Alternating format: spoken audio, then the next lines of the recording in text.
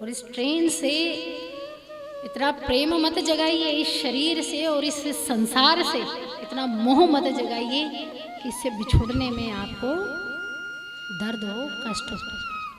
बस यहाँ तक थे, आपका और हमारा साथ यहाँ तक था, अब हमें जाना है। एक व्यक्ति की 4 पत्नियां थी। वास्तविक संबंध किससे जोड़े, ये प्रसंग आपको सिखाएगा। और हमारा नाता किससे है, हम किस लिए यहाँ आए हैं। जो राजपूत मारवाड़ी होते हैं, जो राजस्थानी होते हैं, उनके सगे संबंधियों की कतारें इतनी लंबी होती हैं कि वो आधे से ज्यादा यानी 70% अपना जीवन उनकी आव भगत में लगा देते हैं। कोई है यहाँ? फिर तो सही बैठ गई बात। रिश्तेदारों में, नातेदारों में, मेहमानों में 70% अपनी जिंदगी उसी में व्यतीत कर देते हैं, किसी का सम्मान करने में, आदर प्राप्त करने में ज्यादातर समय। लेकिन जो छूट जाता है, जिसका आह्वान नहीं कर पाते, जिसको वास्तविकता में जिससे जुड़ना चाहिए उससे दूरी बन जाती है, वो दूर होते चले जाते हैं। एक व्यक्ति की 4 पत्नियां थी। व्यक्ति अपनी छोटी पत्नी से बड़ा प्रेम करता था। बड़ी पत्नी को कभी कभी देखता, कभी कभी साल 2 साल 3-4 साल हो जाते, कभी समय मिल जाता, मिलना चले जाता, अन्यथा वो भी स्वार्थ के अनुसार जाता। लेकिन छोटी पत्नी से इतना प्रेम कि अनगिनत, ना दिन देखे ना रात देखे, बस उसका संग करना चाहिए।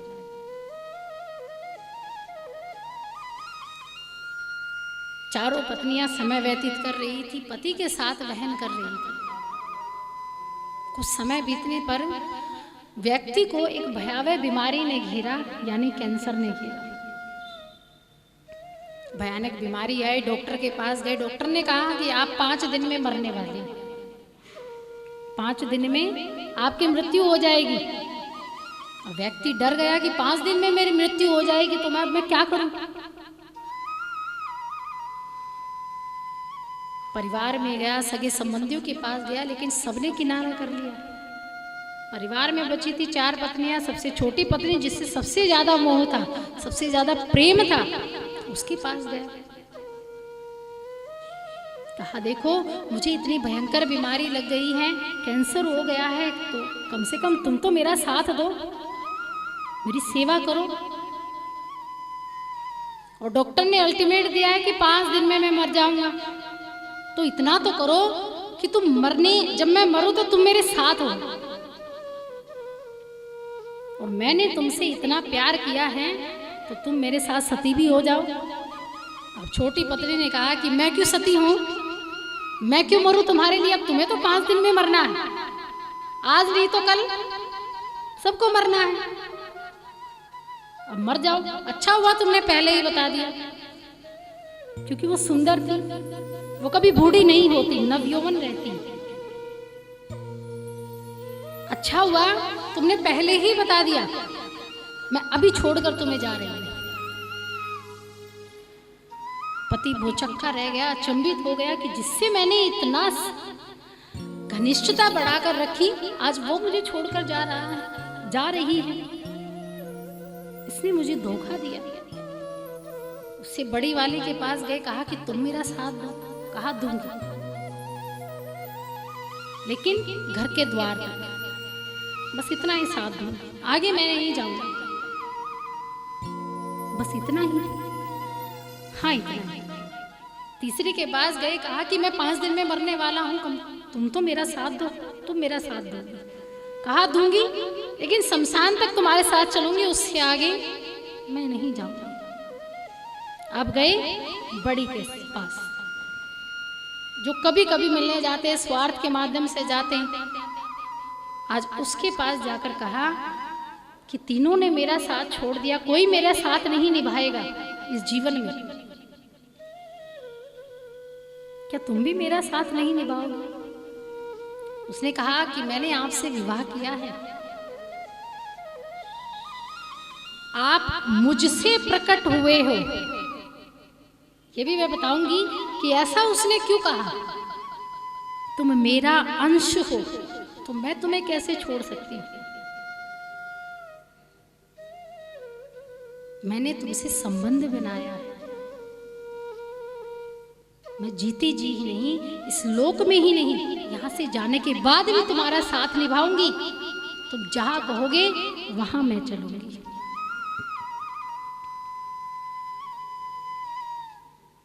अब वो व्यक्ति प्रसन्न हुआ।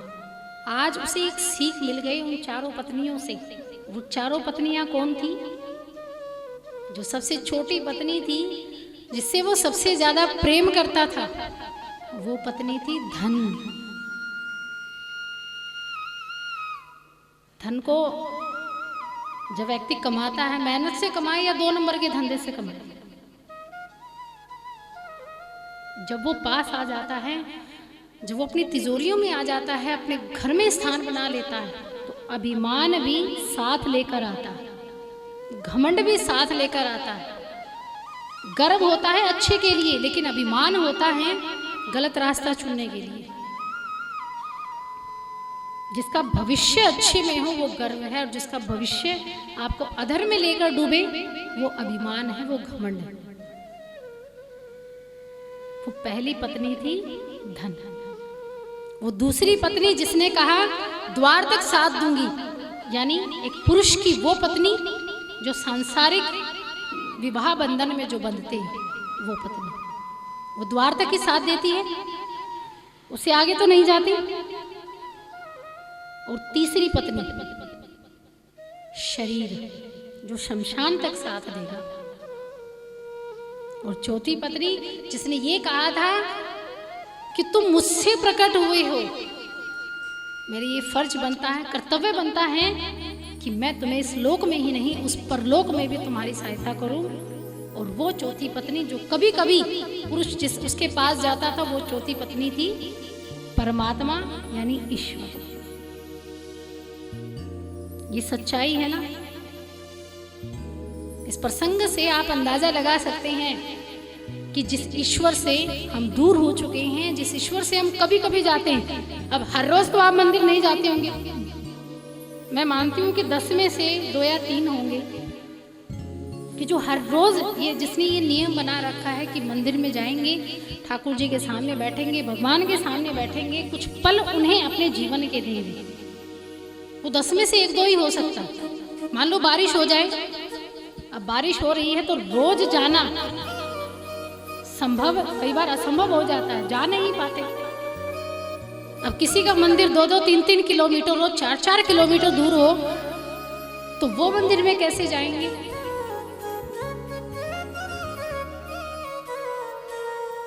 जो दूरी बन गई है, जिस ईश्वर ने ये कहा कि तुम मुझसे जन्मे हो, यानी हम उसे, जो हम जीव हैं वो ईश्वर के ही अंश हैं, तो उनसे दूर कैसे हो सकते?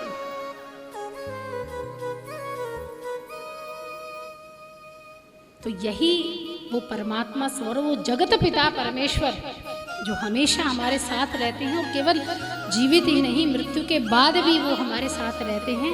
ऐसे वो परम पिता परमेश्वर, ऐसा धर्म है जिस धर्म के हम अनुगामी होने चाहिए, जिस धर्म के पथ पर हमें चलना चाहिए। तो प्रत्येक मनुष्य में, प्रत्येक जीव में, और प्रत्येक संसार की छोटी से छोटी, सजीव से सजीव, निर्जीव से निर्जीव वस्तु में हमें ईश्वर के दर्शन करने चाहिए। नामदेव जी भगवान के एक भक्त हुए हैं। नामदेव जी गरीब थे बेचारे, कभी कभी रोटी मिल जाती, दाना पानी मिल जाता, तो उसी में अपना पेट भरकर रहते।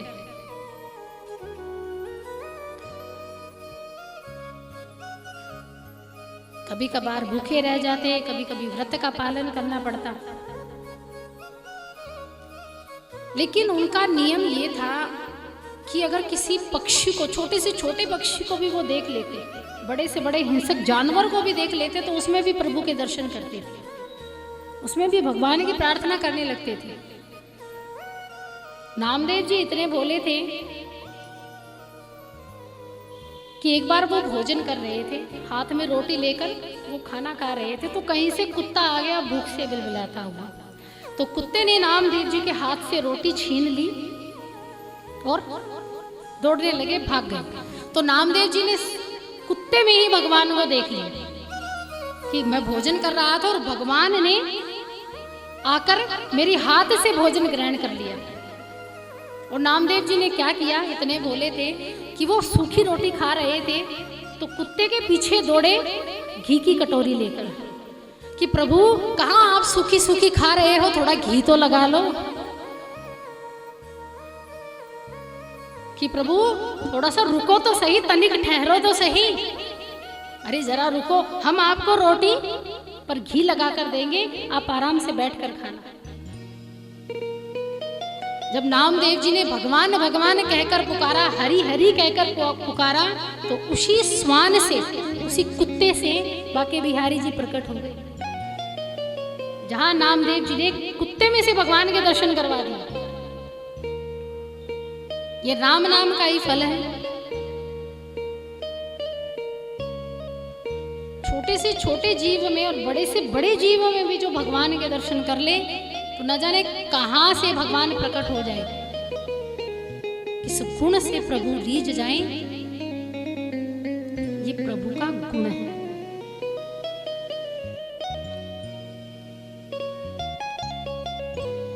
गोकर्ण जी ऐसे प्रख्यात पंडित हुए जो दिन रात प्रभु का नाम भजन कीर्तन और उनकी माला जाप करते थे। पिता को उपदेश दिया, पिता भी उसी राह पर चल पड़े। धुंधली और धुंधकारी घर में रहे। धुंधकारी ने पैसों के अभाव में आकर धुंधली देवी की भी हत्या कर दी। और उसी धुंधकारी को जब वैश्याओं ने माल के पैसों के लालच में आकर बड़ी दर्दनाक मौत वैश्याओं ने धुंधकारी को दी और धुंधकारी को मृत्यु के बाद प्रेत योनि प्राप्त हुई। और उसी प्रेत योनि को देव योनि में लाने के लिए गोकर्ण जी ने श्रीमद् भागवत कथा का आयोजन किया गया। श्रीमद् भागवत कथा रखी गई, व्यासपीठ का आयोजन किया गया।